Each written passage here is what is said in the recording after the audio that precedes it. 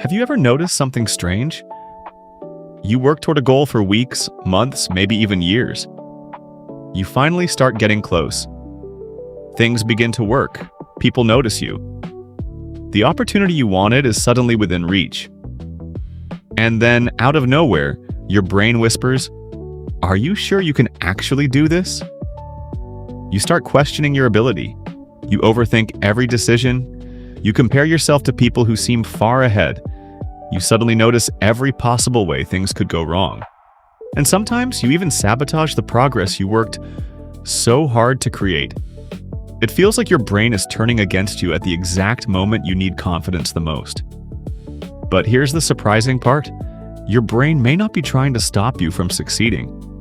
It may be trying to protect you from what success represents. And understanding why can completely change the way you respond to self-doubt. Imagine you're standing at the edge of a huge opportunity. Maybe it's launching the business you've been thinking about. Maybe it's applying for a job that feels slightly above your level. Maybe it's publishing your work, asking someone out, moving to a new city, or finally taking your passion seriously. For a long time, the goal existed in your imagination. It was exciting because it was hypothetical. You could dream about success without having to experience its consequences. But then the possibility becomes real, and suddenly your brain changes the question from, "What if I succeed?" to, "What happens if I actually succeed?" That distinction matters, because your brain is fundamentally designed to prioritize safety and predictability, not achievement. Your nervous system constantly tries to predict what happens next. Familiar situations require less uncertainty. New situations require more mental effort.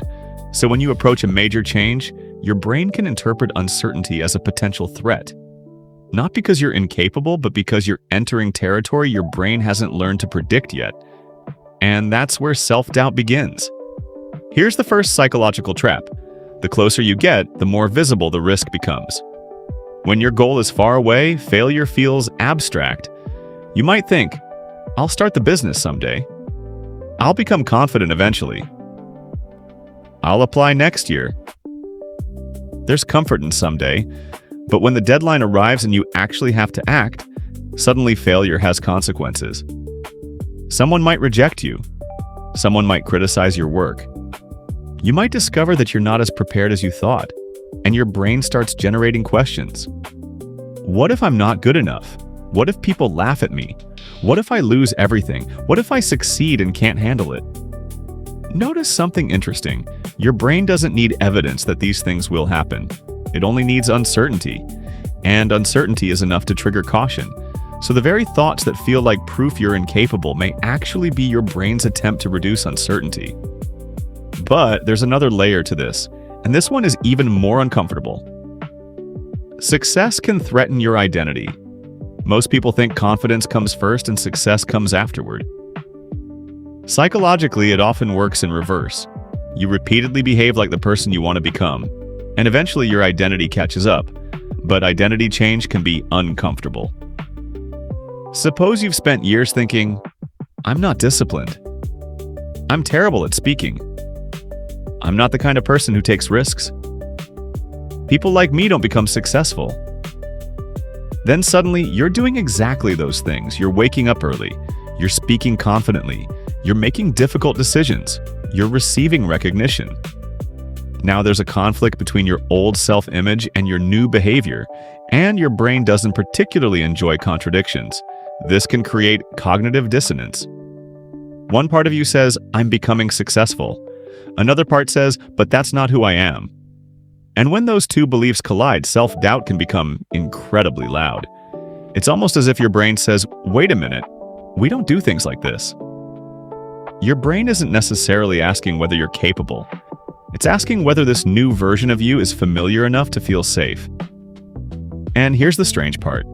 Sometimes becoming confident feels uncomfortable before it feels natural.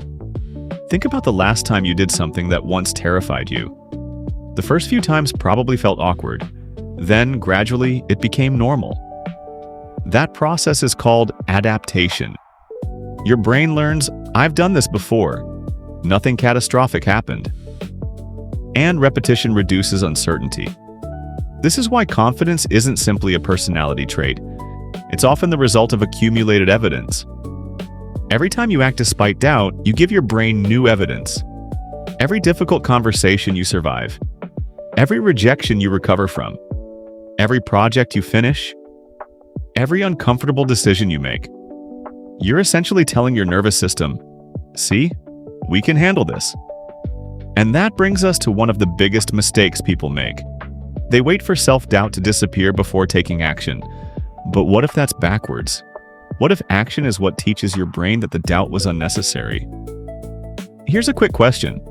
If your brain says, "Don't do it," you're not ready. How often is that actually a fact?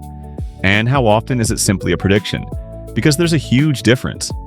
A fact says, "You don't know how to do this yet." A prediction says, "You probably won't be able to do this." Your brain can make the second statement feel exactly like the first. That's the trap. The emotional intensity of a thought doesn't determine its accuracy. Just because a thought feels convincing doesn't mean it's true. Your brain is a prediction machine, not a crystal ball. And sometimes it confidently predicts disasters that never arrive. Honestly, if your brain were a weather app, we'd probably uninstall it after the 5th unnecessary hurricane warning. But there's still one final reason self-doubt can become stronger right before success. The stakes become personal. When you care deeply about something, failure becomes emotionally expensive. You aren't afraid of failing at something you don't care about. You're afraid of failing at something that could change your life. That's why people sometimes procrastinate when they're closest to an important goal. Procrastination isn't always laziness. Sometimes it's emotional avoidance. If you don't submit the application, you can't be rejected. If you don't publish the project, nobody can criticize it. If you don't ask, you don't have to hear no. And if you never fully commit, you never have to discover whether your dream was actually possible. That's the psychological safety of staying stuck. Painful, but predictable. And predictable pain can feel safer than unpredictable possibility. So, what do you do when self-doubt appears right before a breakthrough? First, stop treating doubt as an instruction. You can experience doubt without obeying it. Second, separate your identity from your emotional state. Instead of saying, "I'm not confident," try, "I'm experiencing uncertainty." That small linguistic shift creates distance between you and the thought. You aren't the doubt. You're the person observing it. Third, look for evidence. Ask yourself, what evidence do I actually have that I can't do this? Then ask, what evidence do I have that I might be able to? Your brain naturally collects evidence that confirms whatever story it's already telling, so deliberately challenge the story. And finally, shrink the next step. You don't need to convince yourself that you'll succeed. You only need to convince yourself to take the next reasonable action.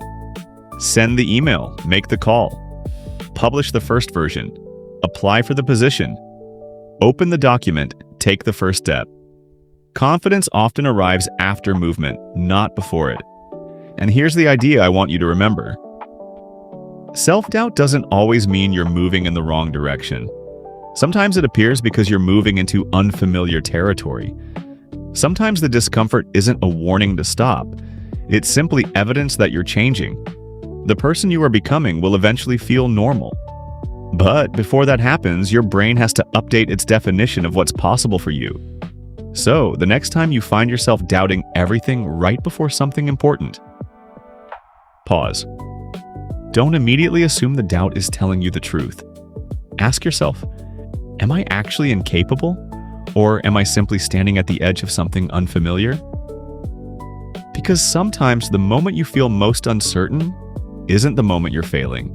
It may be the moment your old identity is realizing it can't come with you anymore. If this video gave you a new perspective on your own self-doubt, give it a like and share it with someone who might need to hear this today. And if you enjoy psychology, self-development, and understanding the hidden patterns behind human behavior, subscribe to the channel. Because the more you understand how your mind works, the less power its automatic reactions have over your life.